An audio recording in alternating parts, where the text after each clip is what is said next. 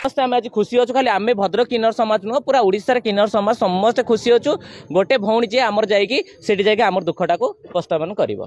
श्रावणी किन्नर मु भद्रक रू समस्त आम किन्नर समाज तरफ सरकार को धन्यवाद दौचु। आपण मैंने जानी गोटे छुआ जो कांदे माँ तार भूक कथा बुझी पारी ताकू दिए तो सेमती आमर दीर्घ दिन दाबी थी गोटे वेलफेयर बोर्ड गठन कराओ जहाँकि आम आम दिवर बीती घटना आम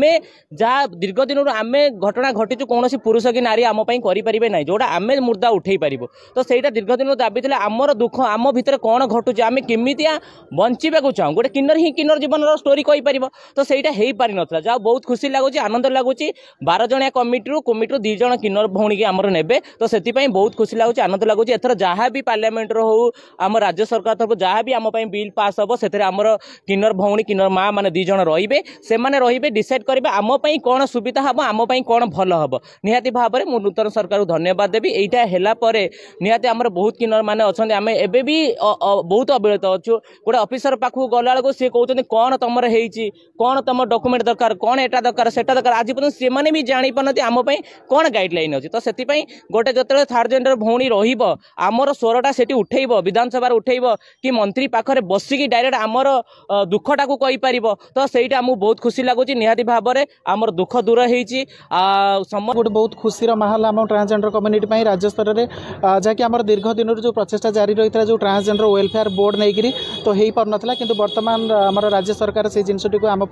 ऑलरेडी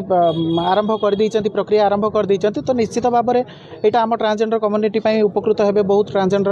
व्यक्ति माने तो ये प्राय बहुत डिपार्टमेंट रही जमती कि मुख्य डिपार्टमेंट गोटे हेल्थ डिपार्टमेंट अच्छी skill development mass education SSPD department तो विभिन्न प्रकार डिपार्टमेंट माने एचओडी डिपार्टमेंट अच्छी तो सबू डिपार्टमेंट मिलित उद्यम आमर ये कमटी हम ताद्वारा कि आम अर्बान एरिया रे हो प्रत्येक जिले में हो जो जो जगह सब कम गुड़ाक हो पारनी कौटी तार प्रोब्लेम रोचे तार प्रॉपर मॉनिटरिंग हम सहित 3 मास क्वार्टरली मीटिंग व्यवस्था करा जोटा कि निश्चित भाव में कम को आगू नब बोली आम मैंने आशा करूँ। बर्तमान जो शिक्षा और स्वास्थ्य बर्तमान बासगृह जो पड़ी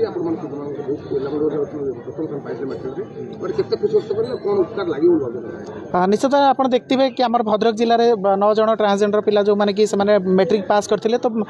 जिला केवल भद्रक जिले में नुह स्टेट विभिन्न जगह पाठ पढ़ुं पिला आगू बढ़े तो से लगी निश्चित भाव में कौटना कौटी रोजगार व्यवस्था रहा दरकार तो सेहीपरि बासगृहर व्यवस्था रहा दरकार हेल्थ से स्वास्थ्य जनित समस्या नहीं आवश्यकता रोचे तो सबू जिनस को केमती कौन त्वरान्वित करा डेभलप काम करा तो से वेलफेयर गठन करा।